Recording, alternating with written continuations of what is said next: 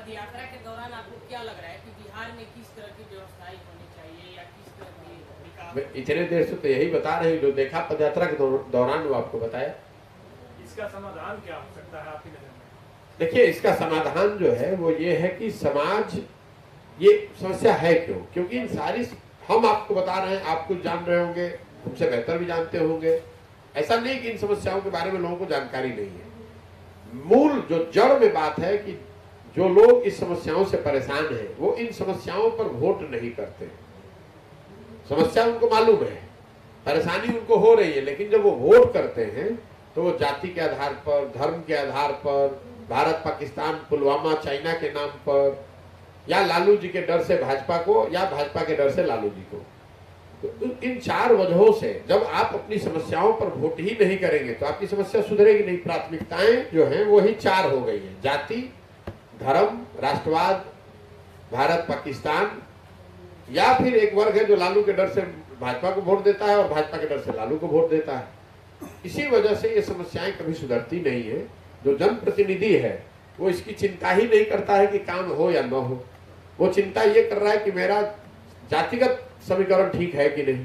वो चिंता इस बात की कर रहा है कि भारत पाकिस्तान पर नीचे पोलराइजेशन हो रहा है कि नहीं।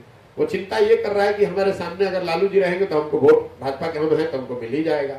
या अगर आप लालू जी के कैंडिडेट हैं तो आपको ये लगता है कि जब तक भाजपा सामने लड़ रही है तो हमको सारा मुसलमान वर्ग हमको वोट देता ही रहेगा। तो जब जनप्रतिनिधियों का ना चुनाव हो रहा है समस्याओं पर, ना जनप्रतिनिधि उन समस्याओं की चिंता कर रहे हैं, तो स्वाभाविक तौर पर ये समस्या बनी रहेगी।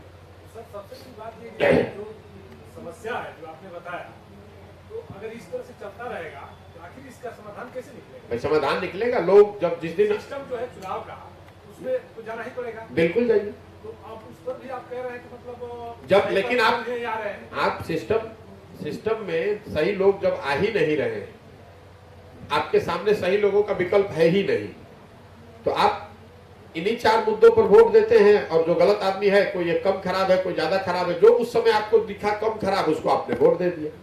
वही चीज मैं पूछ रहा हूँ कि मैंने आपकी नजर में कैसे बने इसको सुधारना? अरे सुधारने का यही उपाय है कि पहले तो संकल्प जनता ले कि भाई हम इन चार विषयों पर न फालतू की बातों को न करके अपनी समस्याओं और अपने बच्चों के भविष्य के आधार पर वोट देंगे।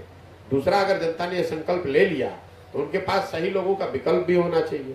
और तीसरा, जनता ने संकल्प ले लिया, अच्छे लोगों को चुन दिया, तो उन लोगों के पास एक सही कारगर योजना भी होनी चाहिए। तो पदयात्रा के जो तीन उद्देश्य हैं वो यही तीन उद्देश्य हैं। पहला, लोगों को घर घर गांव गांव जाकर ये समझाना कि भाई आप जाति, धर्म, विचारधारा, व्यक्ति, भारत पाकिस्तान, पुलवामा से ऊपर उठकर अपने और अपने बच्चों के भविष्य के लिए वोट कीजिए। पहला उद्देश्य ये है।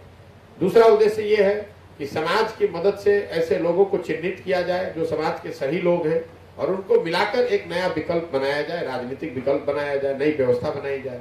और तीसरा, हर पंचायत, हर गांव की विकास की योजना बनाई जाए, ताकि अगर सही लोग चुनकर आ जाएं तो उनके पास अगले 10 साल के लिए जो 10 महत्वपूर्ण क्षेत्र हैं, शिक्षा है, स्वास्थ्य है, रोजगार है, कृषि है, उद्योग है, सामाजिक न्याय है, ग्रामीण व्यवस्था है, इन सब को सुधारने का एक सोचा समझा, जमीन को देखकर समझकर बनाया गया एक कार्यक्रम हो। इन तीनों चीज को करने के लिए ही पदयात्रा करो। यही तीन उद्देश्य लिखे हुए हैं हर जगह।